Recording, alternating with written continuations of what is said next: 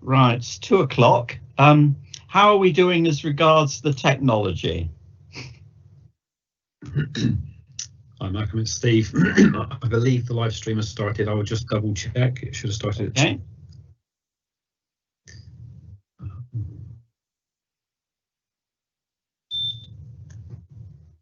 Yeah, we're live. Jolly good. Right, so the last area to be considered is the boundary between Cubit and Perenzabulo. And this is on page 64 of the report. I know we have Councillor Harvey with us, and thank him for his stamina. Officer introduction, please. I think this one a bit does need to be explained. Thank you, Councillor Brown. Again, I might need some help doing this one a bit of justice, but a simplified version of this is that the Penhell camp area of Perenzabulo has been requested to transfer to Cubit Parish. The background of this is that there's planning permission in place for Penhell camp that's it's still active, and again this was passed at council in December and by the panel prior to that. There has been quite a lot of talk in the background. I understand that the councillor from this area had planned to come and attend this meeting, Councillor Mike Callan, but is no longer able to attend to represent Perenzabulo Parish. I think that's all I've got, but perhaps my colleagues can add any more for any representations put forward. Yeah, can I first though, Councillor Cole, you put your hand up already. Do you wish to say anything now?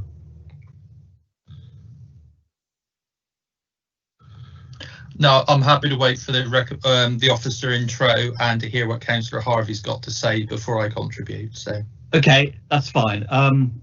Stephen Taylor, please. Thank you, Chairman. Just a couple of points, really.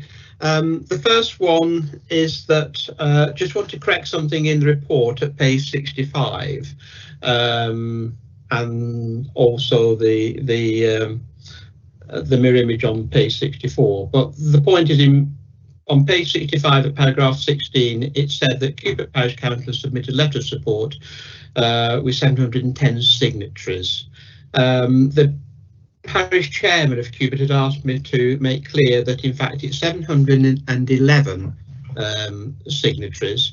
And the reason why that I said it's a letter of support, although there are 711 pieces of paper, is that the body of the documents which were submitted is the same in every instance. So therefore it's one representation with 711 in support of that. So I just wanted to make that clear. They've been asked to do that. The second issue, Chairman, is that we have had a representation and an update from the clerk of Perenzabulo Parish Council. And if I can just summarise what she has said, which is that Perenzabulo Parish Council is currently in the process of applying for £3.5 million from the National Heritage Lottery's Green Regeneration Fund in order to purchase the site from Comparo with a view to restoring Penhell Camp to its natural green state, with a rewilding project which will support Cornwall Council's Forest for Cornwall and its efforts to reach carbon neutrality by 2030. The clerk goes on to say we are in discussions with the National Trust, amongst others, to create a consortium which it's hoped will formulate a plan for the future management and conservation of the area. So she finishes off by saying that any decision on this proposal at this time will be premature, and we urge the panel to defer this particular item to a future date for full consideration. And the only other thing that I have to add is that to just slightly expand on paragraph 16 on page 65, which is that we have also been notified of Facebook representations on behalf of Perrin Zavallo, which gives, and the paragraph 16 gives some more details on that. Thank you, Chairman. Yeah, I'd better just say one thing as explanation as well, because the email from the clerk to Perrin Zabulo Parish Council was sent to a number of officers and to myself, and it arrived, I think, about 12 o'clock midday, the day of the first council meeting, the day of the first panel meeting. And I did make a vague reference. If you remember, we were discussing then how this area should be dealt with. And I did make a vague reference to the fact that some new information had come in from Perrin Zabulo, which was news to me.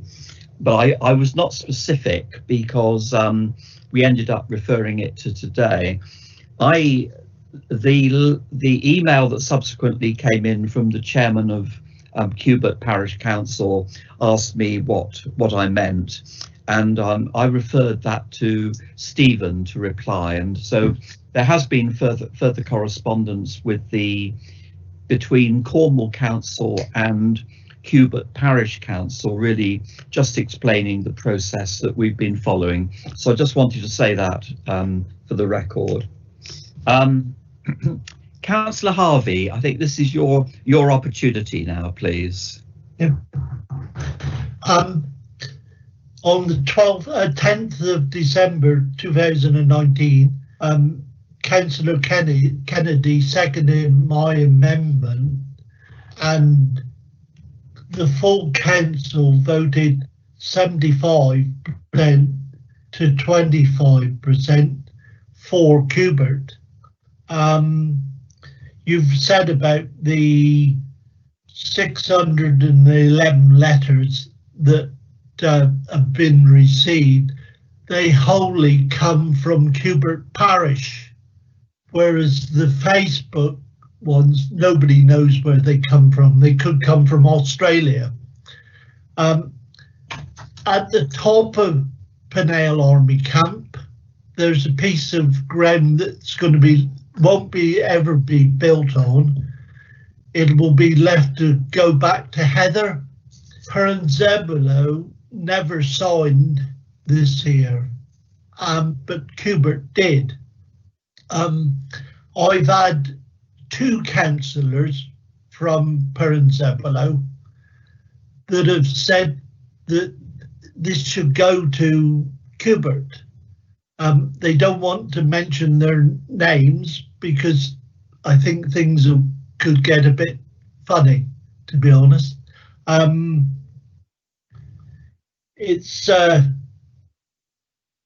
That's all I've got to say at the present time. Thank you. Thank you, Councillor Harvey, but I will let you come back in again later if anything arises that you want to respond to. Councillor Cole, Councillor Frost, Councillor Kenny. Councillor Cole. Thank you, Malcolm. Mike Callan's non-attendance has been referenced. I think it's right that we acknowledge that he's very unwell, and that's the reason he's not here. There's no other reason, and I think it's important that we do that. I think it's fair to say on this one, we recommended no change as a committee, which was overturned at full council. That is accurate. I have quite strong views on this one and don't agree with the present recommendation, but I feel because of contention and a couple of bits of fresh information, I do think it's best that it's referred to the next council to be looked at properly, and that would be fair to everybody. I fully accept that Cubert have collected a petition of over 700 names. I presume that was collected door to door. And obviously Perrin Zabulo, meanwhile, they've opposed the change via Facebook, which I don't think is obviously the best way to do a campaign. But even then, they've ended up with their logo, their hands off, was it hands off Perrin Zabulo, I think it was. And I think they've even managed to get badges and stuff. And I've certainly also seen how very heated it's got. I think it was at Cubert, the meeting we were at, Malcolm, got quite exciting, didn't it? It was, and the actual crux of all of this comes down to the fact there's a planning application for housing on the site of the old army camp. That was consented in March 2018, and obviously I can understand that Cubert would like to see it included in their parish, because it actually it is accessed through Cubert parish. Obviously then there's all the land above it, which is part of the wider sand dunes, but you know, so I can understand Cubert's approach to this. However, I think one of the key things is at the moment we've got no guarantee that the houses will be built. The site is actually, according to Cornwall Council's own planning policy team and our planning officers, the site is stalled in our own 2020 5-year land supply statement that we use. The officers have got it down as basically saying it's stalled, and they've not allocated one property from the site to it within our 5-year land supply figures. So I think if that is the position of Cornwall Council, we can have no assumption that the development will happen in the near future. Therefore, I think it would be premature to agree to this at the moment. In addition, we've got Perenzabulo now looking to work with partners to purchase the camp. It may come off, it may not come off, but again, given the uncertainty of the housing progressing, this is another factor which I think really does make it sensible that it's deferred to the next council.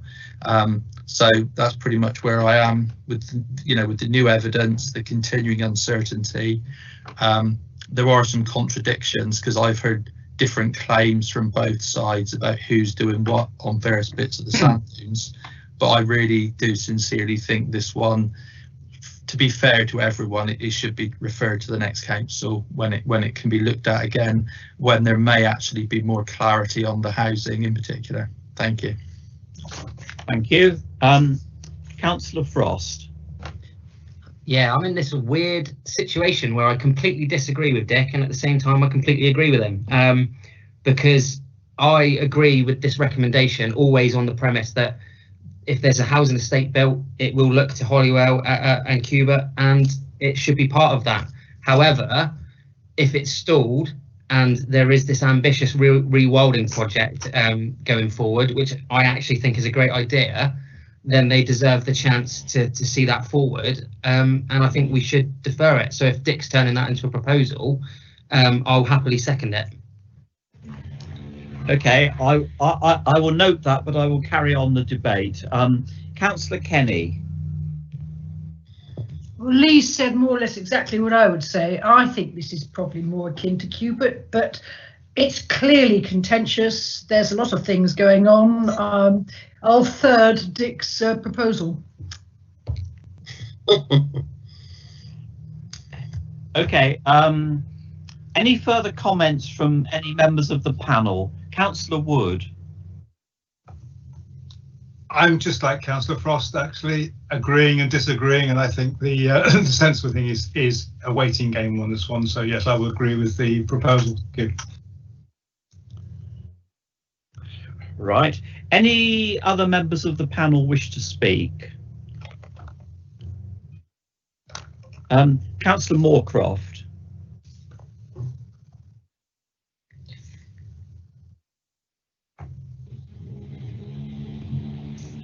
Councillor Moorcroft, I think you might be on mute. Councillor Moorcroft. Sorry. Thank you. Sorry. If full council disagreed with the panel's recommendation that there should be a change, i.e. go back to no change, are we not likely to get the same answer when we do go back to it if we defer this matter? Or has it got to go back for another decision? Well, the simple answer to that is that we don't know. We don't know which members will be present, what the opinion will be. If I just say one thing a minute, and I supported the transfer into Cubert because it seemed logical, and in fact, even if the housing development doesn't go ahead, that does still look logical. What has though influenced me is this Zabulo proposal. Now it seems very ambitious, you know, that I think we've been told they're seeking over £2 million in funding. Now whether they will get that, I don't know. We will have to wait and see. But if it were to go for that use rather than housing, and it was Zabulo that had taken the lead in that, I can see that's an argument for the site to be retained within Zabulo parish.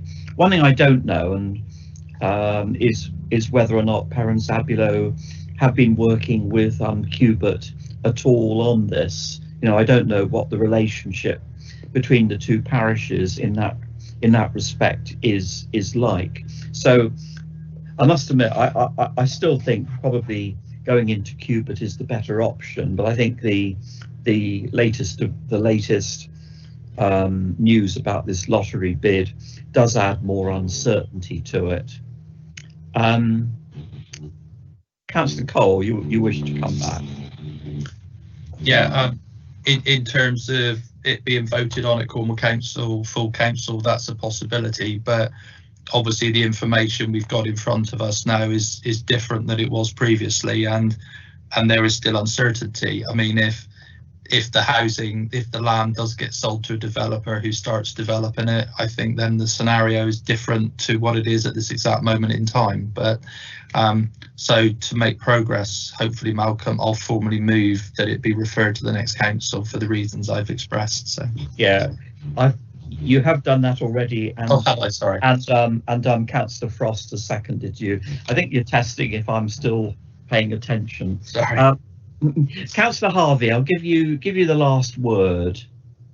I think this, whatever Zabulo are doing, is pie in the sky. I cannot see them getting the money. Why have they left it to the 11th hour? At the time, Cubit are paying to clean the beach that belongs to Zabulo. If you see the boundary line there, Cubit supply the toilets, everything. What I would like to know is, well, if I can put an amendment to full council again, for them to vote up when they vote on it.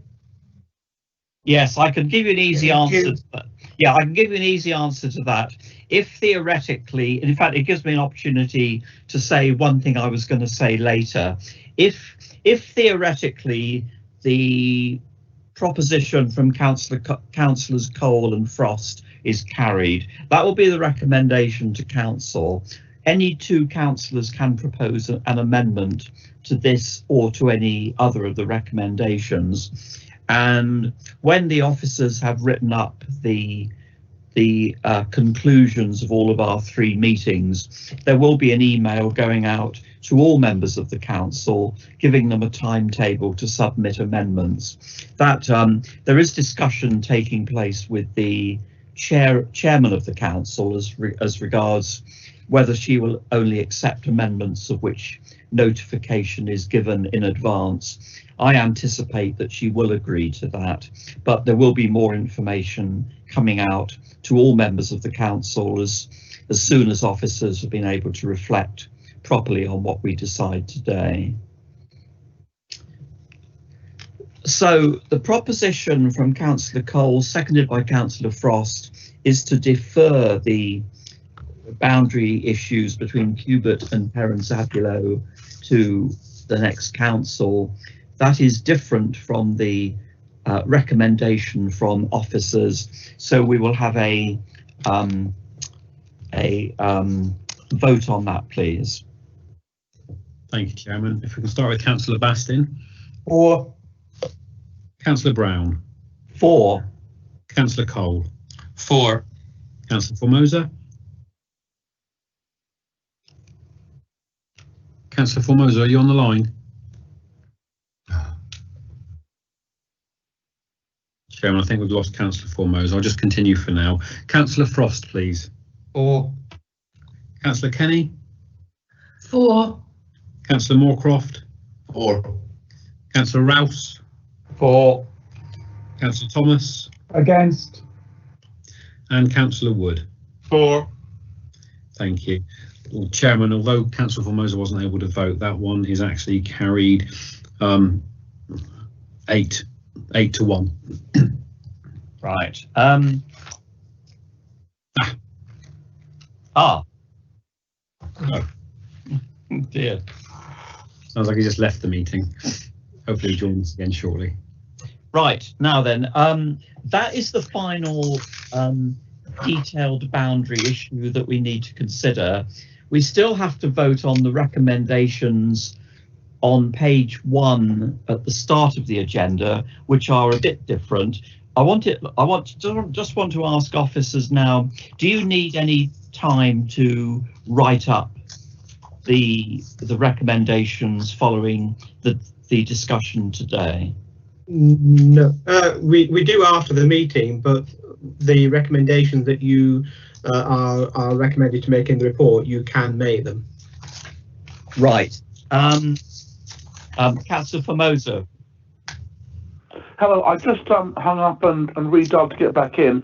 I was able to hear all the meetings proceedings and everyone calling me to vote, but I was speaking and trying to vote for, and no one was hearing me.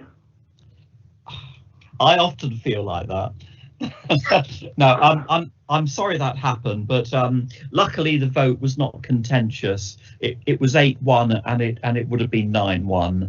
So thank you very much for that. If you stay on the line, because we're probably not going to be a lot longer, we're now dealing with the recommendations to council, which are on pages 1 and 2, but they are a bit different.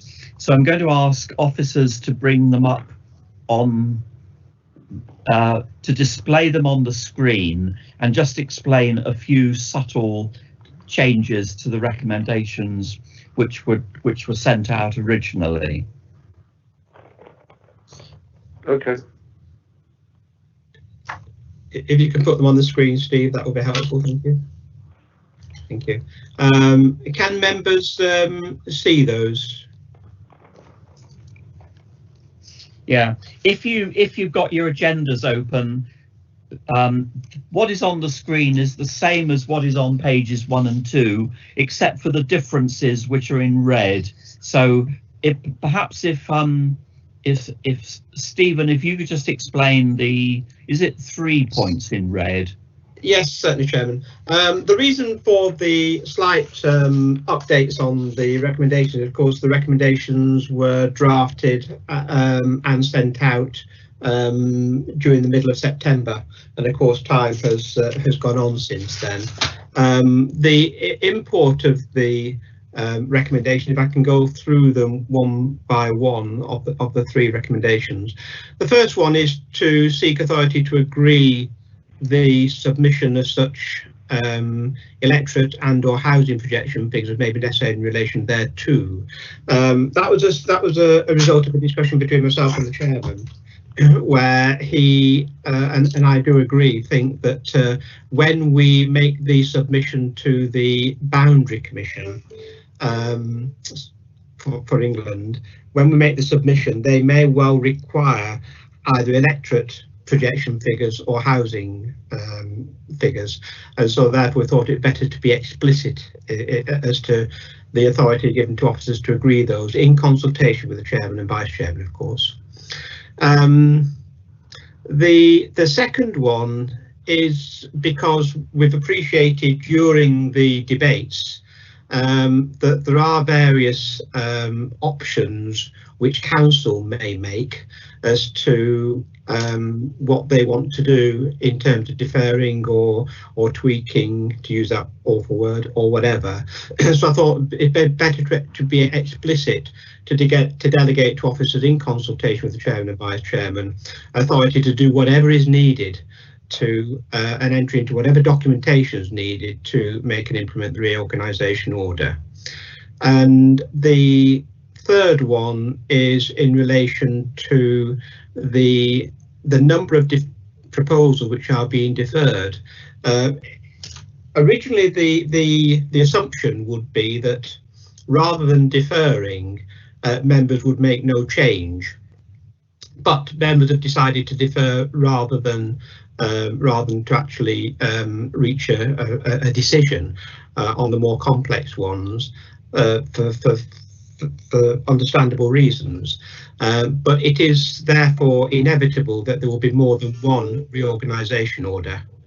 And so therefore I'm explicitly stating that so that there is no doubt at all at council that there will be a reorganisation order which will result from the ones that you have agreed to and the changes that are being made, but there will also be another one subsequently following the new council, which will then tie up those because the review is ongoing. It has not been finalised at the extraordinary council meeting on the 3rd of November. Okay, I was going to ask if anybody wishes to ask any questions or to clarify this or to speak. Councillor Kenny is very quick, so I'll bring her in. Yes, does that reflect that on a couple of occasions, at least once today with Wheel Oak and one at Newquay, that we've agreed, we're recommending changes to the boundary that weren't in the appendices? So how do you reflect what the agreements we've made other than deferring is it just going to be a new set of appendices? Yes, the appendices to the reports will be updated following the decisions of council.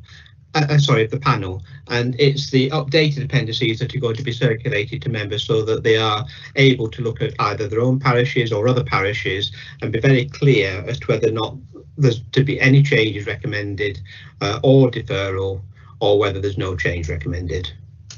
We obviously can't do that at this stage because the minutes haven't been finalised, but we have a record of what the panel has decided, and that's just like any other meeting where you agree what the decisions have been and you forward back to council. Is that all right? But technically, where you say approve and give effect to the recommendations set out in the appendices to this report, we're not, because it's not this report that we're giving effect to. It's this report as amended by the panel. Yeah. Yes, that's quite right.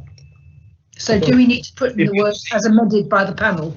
Yeah, but once it will be a separate report to council, and the council will have the updated appendices. But I do take Councillor Kenny's point.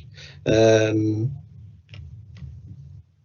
you take her point enough to want to change the wording? No, because I agree. It's a recommendation to council, and when we refer to this report will be the new report. Yes. Yes, that's exactly right. So and the report will reflect what the minutes say. Indeed. Any Councillor Jenkin, make it. Sorry. I just wanted to say it ought to be clear for those of us who are not members of the panel. So the clearer you can make it in the recommendation about exactly what the report is, the better, please, because it's very, very difficult if you're not involved in the minutiae of the committee panel to understand exactly what's being proposed unless it's really clear. So Councillor Kenny's point, I think, is well made. In that case, I'm happy to suggest that in the second line of 1.1, it's appendices to this report as agreed by the panel. Yep. Yeah. Okay. We will do that. So it's as agreed by the panel. Yeah. Exactly. Thank you. There we are. Thank you, Steve. The power of the pen. No sooner said than done. Any other questions or comments? Could I don't think the vice chairman and I should be proposing and seconding, because a lot of it is delegation to us, which we probably shouldn't be doing as we're modest people.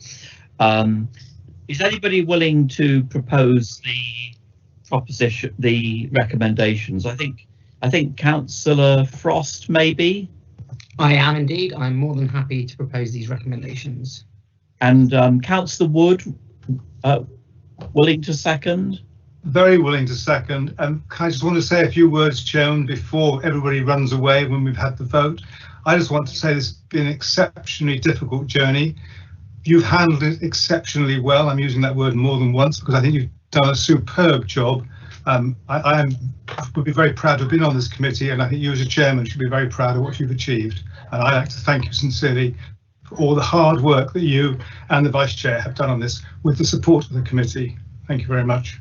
Yeah. Yeah. I very much appreciate that. It's been interesting and challenging. I think the panel have shown a lot of commitment, and you've had to do 3 meetings almost immediately after each other. And I think the way that we've chosen to conduct the business has worked out well, because although quite rightly people have been strong at times in the way that they've argued things, I think the mood has been respectful throughout, and I think that's a great credit. Can I just say one thing though before anybody else, or again in case I forget, the minutes will be written up for the 3 meetings.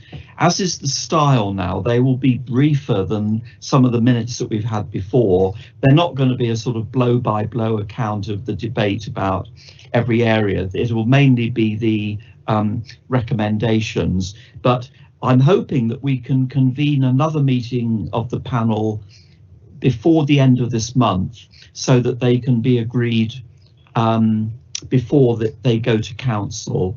One of the advantages of virtual meetings, and I'm not trying to start that debate, but one of the advantages of virtual meetings is that we could have a meeting which only lasts for 10 minutes to do that, and it doesn't cost anything for members. It's officer time and so on, but we will be hoping to have another meeting of the panel to do that, and if necessary we can have an informal session afterwards to update on any developments that there have been. But you know, I'd certainly like to thank the panel for all that they've done, and you know, it's been a challenging task, and some people will be disappointed, some will be pleased, some will think we, you know, could have been a bit bolder, who knows. But a few months ago there was a possibility this whole thing would collapse and nothing would come out of it, whereas in practice we have achieved a lot.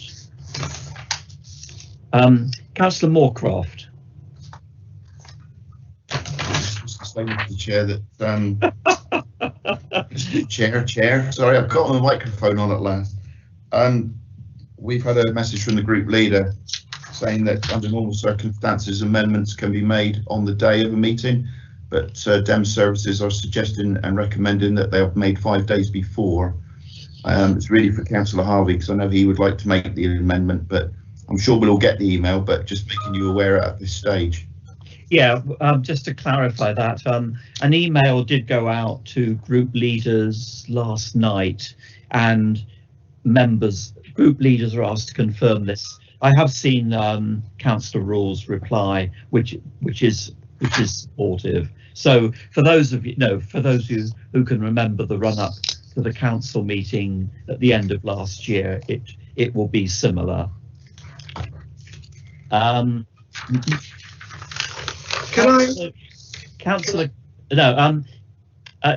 Stephen next. Yeah, thank you, Chairman. 2 things. One is that I have been reminded, and it is remiss of me, so I do apologise, that it would be helpful if you could make a formal vote on the Penzance, and that's the only ones which you haven't, and the St Minvers, Padstow, St Minver Highlands and Davidstow. There was no actual formal vote at the first meeting on that, as we've commented before in relation to Colan and Newquay. So if you could just simply formally vote that those be deferred, because they are obviously contrary to officer recommendation, and then take the vote on the recommendations. Right. Okay, just before that, I'll just check if anybody, I think Councillor Kenny wants to speak. I was just saying I approve very strongly of the 5 days notice, because what we don't want to happen is what happened at the council meeting, is somebody comes in with an amendment and the evidence isn't there to deny, to fight it or discuss it in detail. So I totally approve of this 5 day notice, and if it will expedite matters, I will happily propose that we defer whenever it was, Penzance, whatever and wherever, to close that loop. Yeah, just to clarify though, what we're proposing is the same as happened before December. Apart from the fact that I lost my car keys, the meeting, the full council meeting, was very smooth, no doubt largely because of my absence for long parts of it. But you know, we're not doing anything different from what we did last time.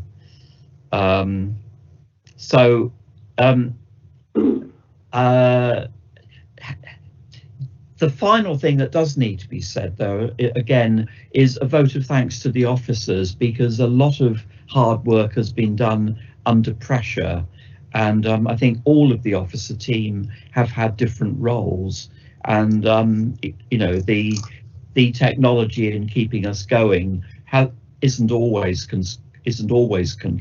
completely smooth, but we've got through it, and I hope officers will be pleased that they've been involved in a project which has come to a number of conclusions, which isn't always the case in local government. So I think we've done all the speaking. So Stephen, just to go back, I think you're saying that there need to be 2 propositions, and the first one has been proposed by Councillor Kenny, which is the wording that you will write up precisely, but is covering the areas which we've recommended to be referred to the next council. That's the point, isn't it? It is indeed, just so that Steve has that for the minutes. Okay, so we have that from Councillor Kenny. Is there a seconder for that? Councillor Frost, are you willing to second? Seconded all day long. Well, hopefully it won't be all day long. We'll be finished in 2 or 3 minutes. So I think we have a roll call vote on that, then the second proposition and a roll call vote on that, and then we've finished. Okay. Steve. Thank you, Chairman. If we can start with Councillor Bastin, please. 4. Thank you. Councillor Brown. 4. Councillor Cole. 4. Councillor Formosa. 4. Councillor Frost. 4. Councillor Kenny. 4. Councillor Moorcroft. 4. Councillor Rouse. 4. Councillor Thomas. 4. Councillor Wood. 4. Thank you, Chairman. That was unanimous. And the second, so then secondly, it's the amended recommendations on pages 1 and 2, amended by what was on the screen and the additional wording suggested by Councillor Kenny. So I think that was proposed, that was to be proposed by Councillor Frost and seconded by Councillor Wood. Is that right?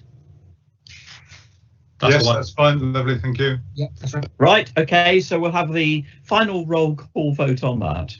Okay, Councillor Bastin, please. 4. Councillor Brown. 4. Councillor Cole. 4. Councillor Formosa. 4. Councillor Frost. 4. Councillor Kenny. 4. Councillor Moorcroft. 4. Councillor Rouse. 4. Councillor Thomas. 4. Councillor Wood. 4. Thank you, and that one is unanimous as well, Chairman. Jolly good. Well, thank you all very much. I think we have reached the end of the meeting. Some people thought we wouldn't, but we have. We've done everywhere. So thank you all very much indeed for all your contributions. And that's it. Thank you. Thank you very much. Thank you, Malcolm. Cheerio, I look everybody. forward to the Cheers. next